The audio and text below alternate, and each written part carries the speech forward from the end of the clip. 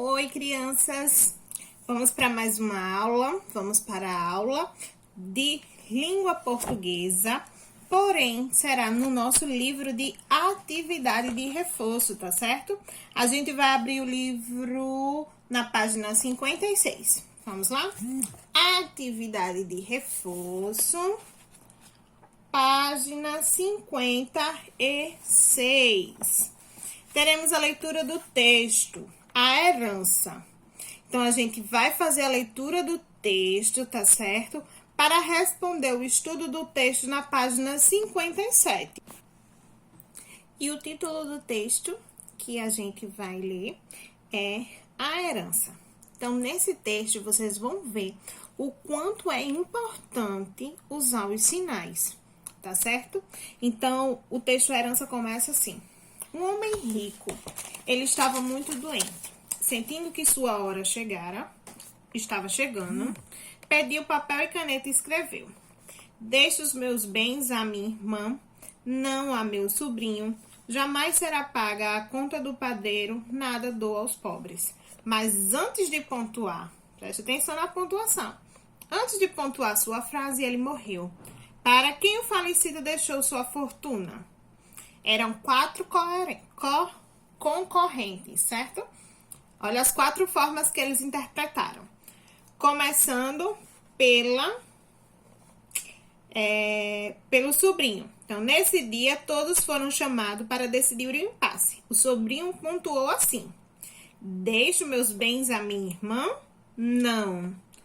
Ao meu sobrinho. Jamais será paga a conta do padeiro. Ponto. Nada dou aos pobres. Ponto.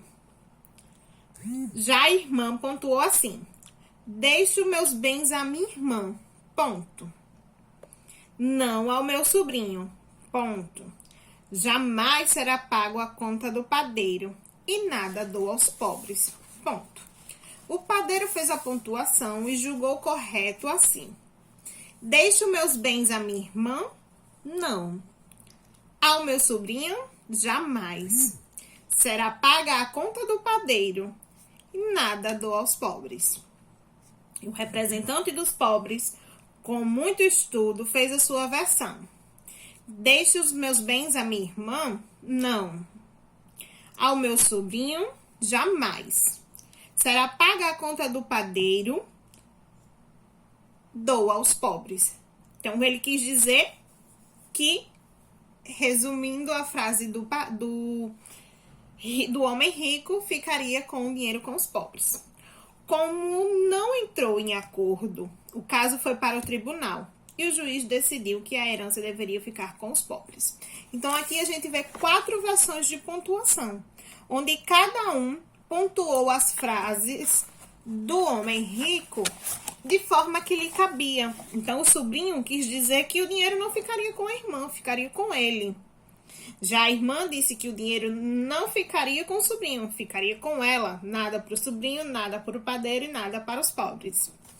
O padeiro, por sua vez, disse que nada ficaria com a irmã, nada com o sobrinho, a conta do padeiro seria paga e nada para os pobres. Por fim, o representante dos pobres, explicou que nada ficaria com a irmã, nada com o sobrinho, seria paga a conta do padeiro e o restante dou aos pobres.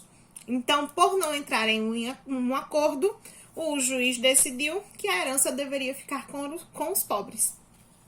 Então, cada um pontuou a frase da forma que bem achou correta. Então, por isso é importante que quando a gente redige um texto, escreva uma frase, a gente coloque a pontuação correta, para que as outras pessoas que forem ler a nossa frase façam a interpretação da forma correta, de acordo com a pontuação que a gente colocou.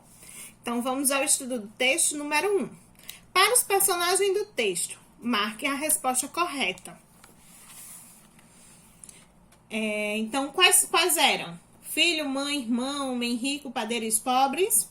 Homem rico, sobrinho, irmã, padeiro, pobres e juiz. Homem rico, tio, sobrinho, mãe, padeiro e pobres.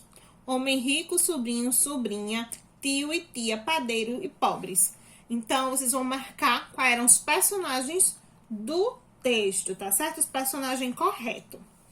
Qual o título do texto? Organize as letras e pinte o baú com o nome correto.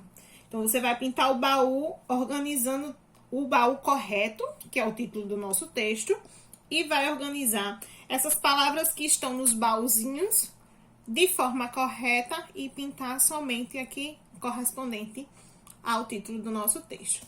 Organize as palavras e forme frases e descubra quem ficou com a herança. Então, você vai organizar essas palavras que estão escritas nos quadrinhos e informar quem ficou com a herança. O que fez os personagens para mudar a fala do homem rico sobre quem iria ficar com a herança? Então, como eu tinha já informado para vocês, vou repetir. Foi mudado o quê? Os sinais de pontuação, que cada um pontuou da forma que mais achava correto. 5. Você concorda com a decisão do juiz? Sim ou não? E o que você faria se fosse o juiz? Então, vocês vão colocar se você concorda ou não e o que você faria se você fosse o juiz, tá certo? Então, essa é a nossa atividade de língua portuguesa no livro de atividade de reforço. Releia o texto e interprete para fazer o estudo do texto, tá certo? Boa aula, bom estudo para vocês. Um grande beijo e até a próxima aula.